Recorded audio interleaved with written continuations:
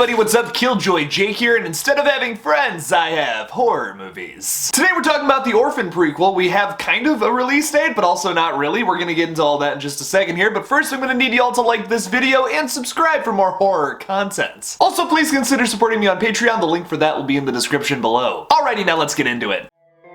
What's your favorite scary movie? Amen. We'll tear your soul apart. Well, I'm Pennywise the ends you now. Oh, Lord on the beast! God, don't do that. But sometimes death is better.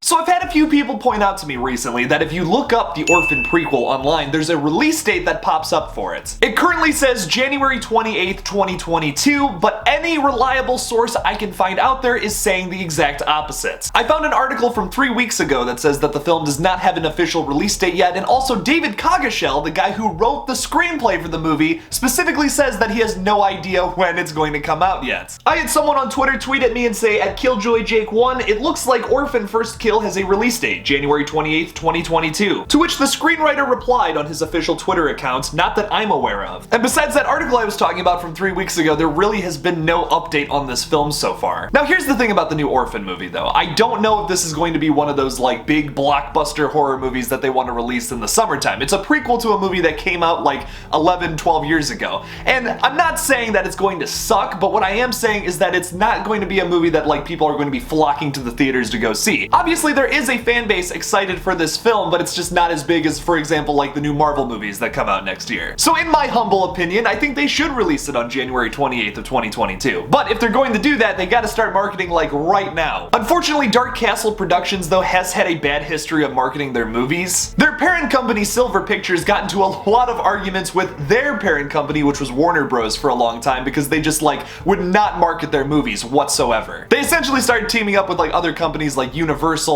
Paramount Players to distribute some of their future movies, and then I think their like CEO stepped down in 2019. But the difference here is that this new Orphan film is going to be distributed by Paramount Players, meaning it will most likely get a little bit better of a marketing deal than what was going on with Warner Bros. The thing that would have been cool though, if like Warner Brothers was still the parent company of like Silver and then ultimately the parent company of DarkFilmz Productions, is that we might have been able to see this movie on HBO Max, but now it's probably more likely that we get this thing sometime on like Paramount Plus. Which no diss towards Paramount Plus, but like I have HBO Max already, and I got Paramount Plus to check out the new Paranormal Activity, and that's like about it.